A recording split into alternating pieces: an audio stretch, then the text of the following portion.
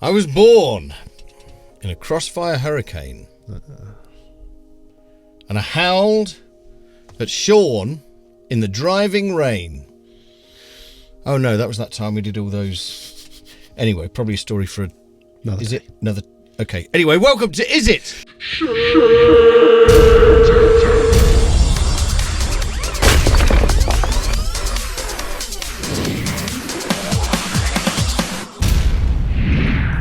Crossfire hurricane. You can tell you've just never been in a covers band. It's the Stones. I just can't remember which song. It's all right. Jumping Jack Flash. I knew I'd get there. Yeah. It's all right now. It's all Yeah. right now. No, not all right. Not that's free, isn't it? Yeah. Yeah. Yeah. Jumping Jack Flash. Yeah. It's a gas. It is a gas. Who'd have imagined that Charlie Watts would have been the first one of those lot to die? Well, Is he's the most sensible, but Yeah. he looked the oldest. Yeah, true. In a weird way. He didn't actually. Keith Richards has always looked the oldest, although now he doesn't look as old as what he used to because the others are caught up. Yeah. But Charlie Watts was like, he looked like someone of that age generally looked. And they do these you see these drum things on YouTube about Ringo and Charlie, and you've got to, I understand they set the precedent. There was no rock No. before, And they were very much sort of jazz drummers who were sort of doing early rock and roll. They say that they were drummers that played to the song, don't they? They talk about Ringo's a left-handed drummer, but plays right-handed. Yeah. Which meant that his rolls around the toms were different and more musical than somebody that's right-handed and plays right-handed. Yeah. So you've got those, the beginning of Come Together, he plays all these different sort of musical parts. But I don't know. And Charlie Watts, he does that and I just can't get past that. No. It's pretty weird, isn't it? Yeah. It's only through the advent of large PA systems and mixing engineers making those drums sound huge that worked. Well, yeah. Because in reality, have you some pretty timid kind of sounding drums. Have you seen any Lars, like the Metallica stuff recently? Not recently. Lars Ulrich, pioneer drummer, a metal drummer, hardcore metal stuff. But it's just there's nothing worse than watching your heroes get old. No, that's very true. Oi. I'm blazing the trail, Dan. I'm just a few years ahead of you. Yeah, quite a few years. Quite a few years ahead. Yeah. True enough. Yep. But the Stones still out and going. I don't know. I think it's difficult because there's part of me that just thinks rock and roll should be left to the young. But I saw this thing, Noel Gallagher recently saying that the music industry in the 90s, the music industry was Oasis and Blur and Pulp and many others. Yeah. And the music industry mainstream doesn't like blokes drunk on a Tuesday. Yeah. They want people like Harry Styles. Yeah. Wear this dress, sing that, and go home.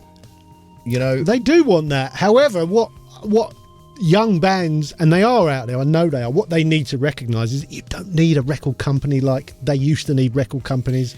You need to work hard, and then you can do without them. Yeah. And you can do what you want. And, and there is a demand for old school rock stars, performers, individuals. It might not feel like there is, but I think there is. I think a lot of it comes with age. We're getting old, but that era of it started in the 50s, the 60s, 70s, 80s, up to the 90s. Yep. Rock and roll, live bands, big rock stars. Yep. It's over, isn't it? It might be over. Not completely, but to that scale, yeah. Who's your favourite current rock band in the top 40? Wonder Horse. Fuck you. Who's yours? Yeah, probably Wonder Horse as well. Yeah. I don't know. I don't even know who's in the top 40. No, not many bands like that. No, there isn't many. But I think it's going to be a resurgence. I think. Yeah. I've been saying that for years, but I think it started a little bit. But you're right. Record companies don't want to work with bands like that very often because it's too much hard work. They've changed. Well, yeah. They say they've changed the model, don't they? That they're just going to become sort of promotion companies now. The majors certainly. What else can they offer? You work with I mean, I know they're independent labels, but you work with significant record labels, Yeah, the label I'm working with right now and for the last few years have been awesome. They are very, very good, but they very much understand what a label can do that the artist can't do with management on their own. Yeah. Because you can just hire your own PR people, you can make your own records, you can, record, mix, master, release, promote, you can do all that yourself. But what a record company has is that if there's an element of manufacturing, sometimes it's good to let them shoulder that burden of the cost and everything else. Also, they have connections sometimes that you don't have internationally and stuff like that. It's more of a situation of working with them than for them. As long as it's an even relationship. Anyone I know that's got a deal where the label tells them what they're doing, that's not interested in that anymore. They shouldn't be working like that anymore. I mean, remember when we first met, the big drive was to get a record deal. Oh yeah, when we were kids, that was it. Yeah. But that was naivety. You think you get a deal, that's it, done. And actually, get a deal, good chance you're going to get dropped. Have you watched that thing on iPlayer about the boy bands? Yeah, I did watch it this week. Yeah. Amazing. Yeah. Well, that was fascinating for me because I worked with some of them. I worked with Five quite a lot, and 911. I worked with all of those lot when they were first having it large, and I could see that stuff happening. 100%. You could see the burnout. I was watching actually, and there's another one on British black music, and it goes on from the birth of jungle in the 90s through to sort of garage and grime and onwards. That's an iPlayer program as well. Yeah. But they had So Solid Crew on, and I can remember when they were around, and we thought they were manufactured. Yeah, no, they weren't, were they? No, they came out of this seed. Yeah, and I was pleased to be proven wrong, and and that they really they were really quite authentic. Yeah. Is it Mega Man?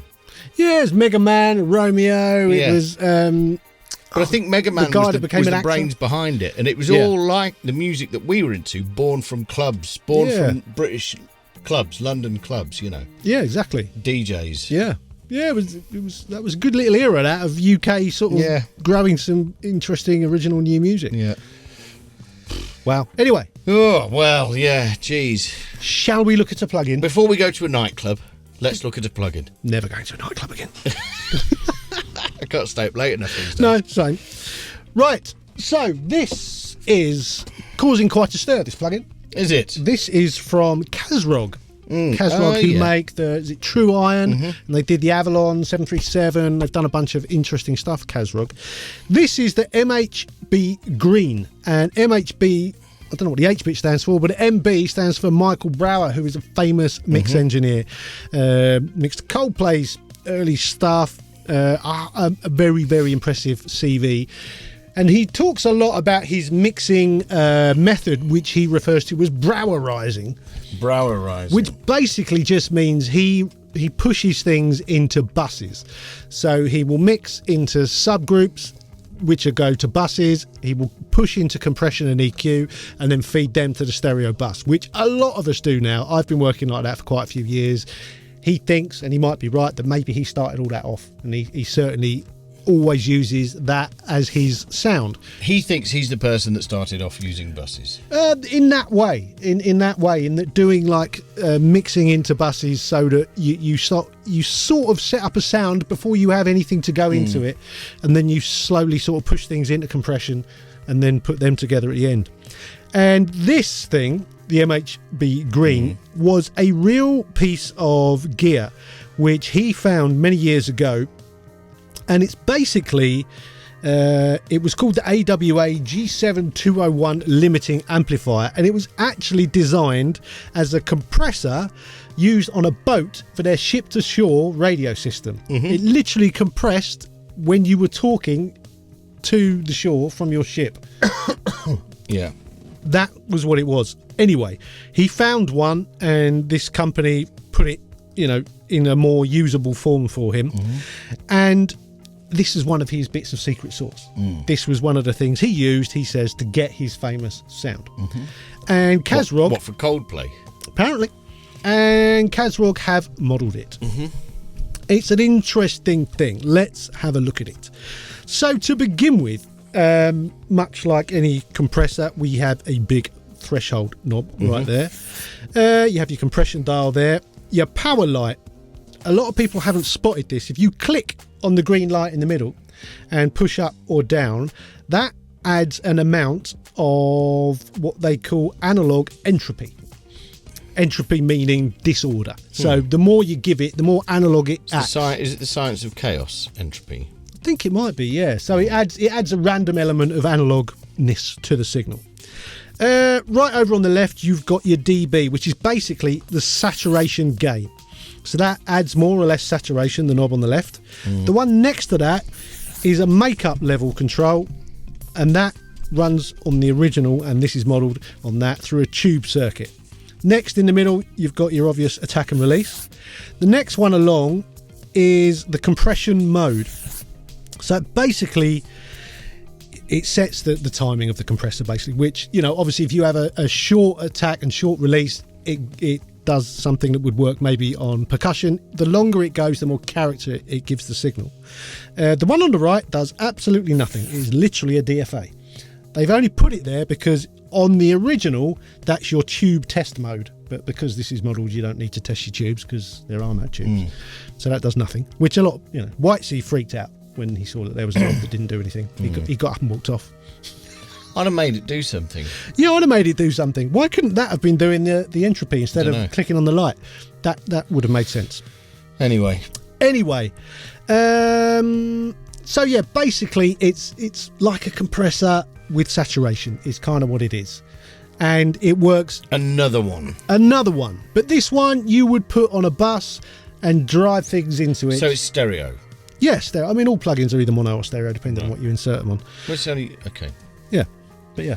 There's no mid-side? No mid-side. No, it just does its thing.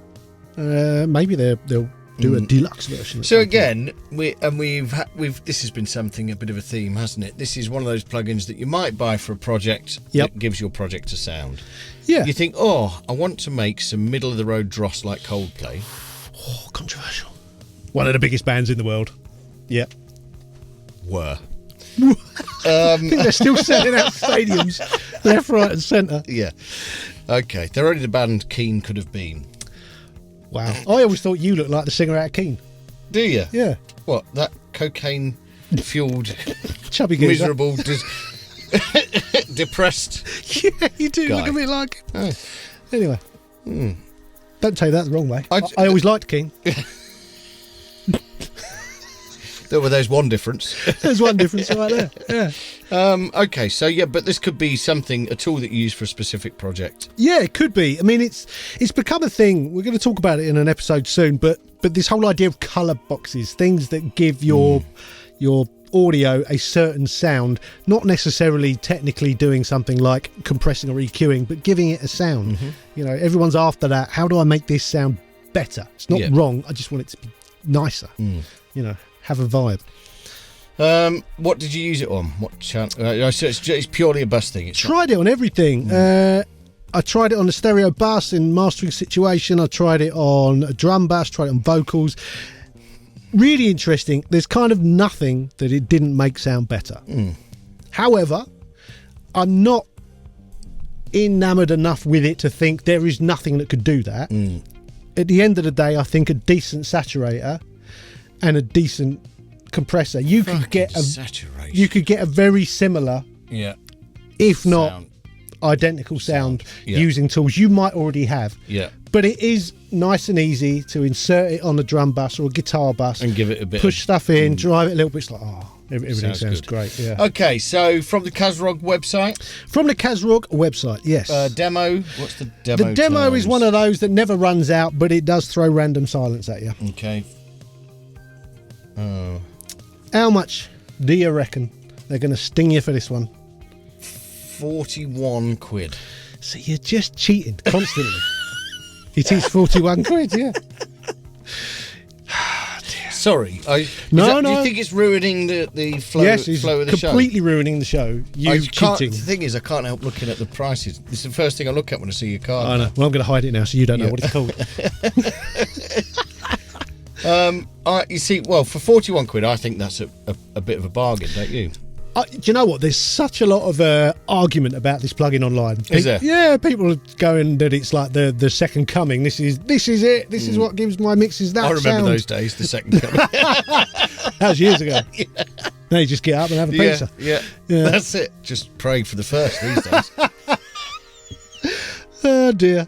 Yeah, a lot of people absolutely love it, swear by it. Plenty of other people going, yeah, but I can do this with other tools. I think they're both kind of right. It sounds great, and it's an easy way to get it. For 40 quid, it's you know, and you can have a go with the demo, obviously. Yeah, which is what we encourage. Yes. So Sean is the Kazrog MHB. Yes. Is it shit? Yeah. No, I think it's really good. Is that the end of the name? That is it. Yeah. Right. No, that's it. Okay. No, I think it's really good. I think, look, there's no magic plugins in the world. There's no one plugin you insert and go, done, there you go. That was the professional mix sound I've been looking for all my life. Wait, is it CLA vocals? Waves the way. Yeah, there's a whole bunch of plugins that will do some nice stuff, but nothing fixes everything. And this is nice, and I think it sounds great. 41 quid's a good price, but it ain't magic. No. But go and get a demo. Try it out for yourself. Shit. Not shit at all, no. Good stuff. Yeah, go and get a demo. Try it out for yourself. I 100%. will, because I kind of like the look of it, and I think it's what I can see. Do you know what? The look of it has caused so many arguments. People are literally going, it's ridiculous. Look at the size of it on the screen. Because it is quite big. Yeah. And yeah, there's a lot of wasted space. There's a sentence you don't hear very often. Anyway, please like the video. That'd be cool if you could do that. Maybe subscribe to the channel or become a channel member. We've got an Instagram, Studio Life 101. There's a Patreon. There's our top 5 plugins. All the links for that are down there. Or you can also go and have a look on the website. You can go and buy them, do whatever you want to do. Loads of other stuff. Go and have a look below. Until next time, sayonara, suckers. Adios.